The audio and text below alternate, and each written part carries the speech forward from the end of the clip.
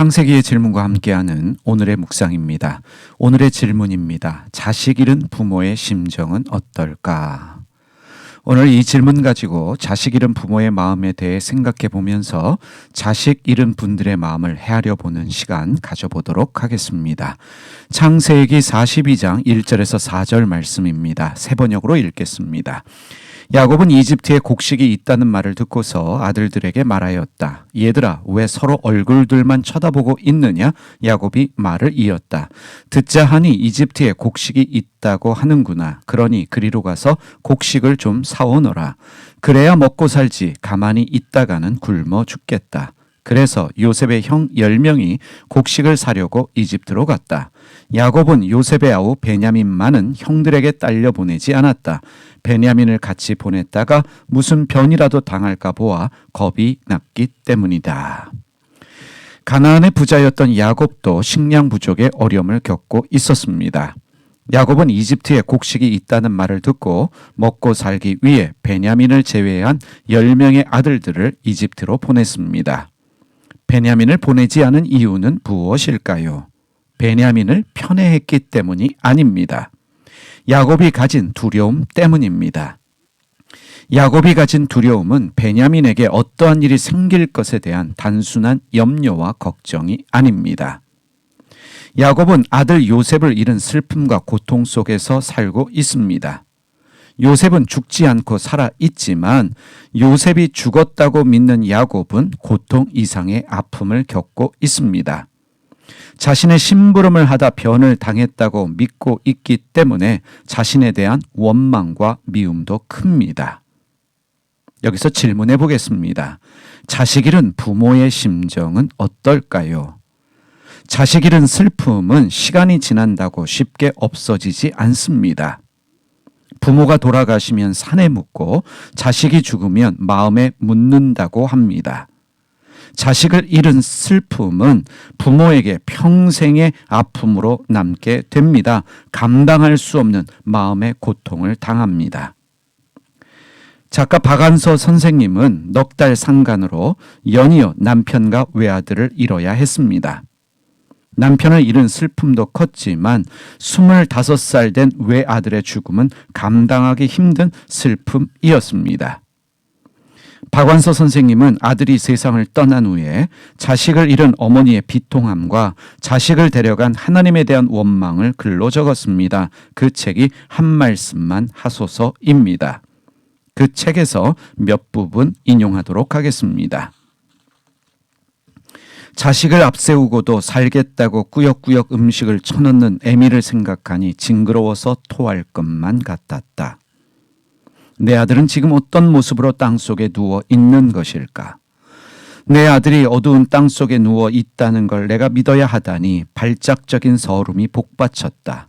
나는 내 정신이 미치기 직전까지 곧장 돌진에 들어갔다가 어떤 강인한 저지선에 부딪혀 몸부림치는 걸 여실하게 느낀다. 그 저지선을 느낄 수 없어야 미칠 수 있는 건데 그게 안 된다. 인간의 삶과 죽음을 관장하는 초월적인 존재가 정말 있다면 내 아들의 생명도 내가 복숭아를 뽑았듯이 실수도 못 되는 순간적인 호기심으로 장난처럼 거두어 간 게 아니었을까? 하나님, 당신의 장난이 인간에겐 얼마나 무서운 운명의 손길이 된다는 걸 왜 모르십니까? 당신의 거룩한 모상대로 창조된 인간을 이렇게 막 가지고 장난을 쳐도 되는 겁니까? 내 수만 수억의 기억의 가닥 중 아들을 기억하는 가닥을 찾아내어 끊어버리는 수술이 가능하다면 이 고통에서 벗어나련만. 하나님도 너무하십니다. 그 아이는 이 세상에 태어난 지 25년 5개월밖에 안 됐습니다. 하나님, 사랑 깊은 아이로 점지한 내 아들이 왜 죽어야 했는지 더도 덜도 말고 딱 한 말씀만 하소서. 자식을 잃은 야곱의 마음이나 박완서 선생님의 마음은 다르지 않습니다. 자식이 죽었는데 자신은 살겠다고 밥을 먹고 있는 부모의 마음은 얼마나 고통스러울까요? 자식은 죽었는데 자신은 살겠다고 식량을 구하러 다른 자식들을 이집트로 보내는 야곱의 마음은 어떠했을까요? 야곱은 죽지 않고 살아있는 아들 요셉을 다시 만나게 됩니다. 그래서 그의 슬픔은 기쁨으로 바뀝니다.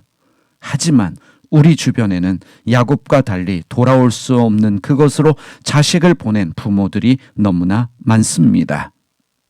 유치원에서 떠난 여행에서 돌아오지 못하고 불에 타 죽은 어린 자식들로 인해 지금도 잠을 이루지 못하는 부모들이 있습니다. 수학여행을 떠난 자녀들이 돌아오지 못하고 물속에 잠겼습니다. 부모들은 지금도 목 놓아 울고 있습니다. 놀러 나갔다가 집에 돌아오지 못하고 깔려 죽은 자녀들 때문에 고통스러워하는 부모들은 지금도 자녀의 이름을 부르고 있습니다. 최근 이태원 참사로 자녀를 잃은 부모의 호소입니다. 자식을 잃은 부모의 삶은 완전히 망가지는 거예요. 서로 의견은 다르다지만 비판은 너무 가혹해요.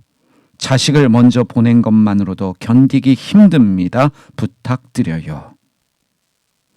우리는 자녀 잃은 부모의 마음을 다 헤아릴 수는 없습니다. 하지만 자녀를 잃고 울고 있는 부모를 품에 안고 함께 울어주는 것이 예수님의 뜻이며 마음이 아닐까요? 기도하겠습니다. 하나님 아버지, 자녀를 잃어 울고 있는 부모들이 있습니다. 자녀의 이름을 부르며 통곡하고 있습니다. 먹지 못하고 자지 못하며 마음 아파하는 부모들이 있습니다. 그들의 마음을 위로하여 주시옵소서. 그 눈물 닦아 주시기를 기도드립니다. 자녀 때문에 마음 아파하는 부모들이 있다면 주님께서 그 마음을 위로하여 주시고 그들의 기도에 주께서 응답하여 주시옵소서. 우리 주님 예수님의 이름으로 기도드립니다.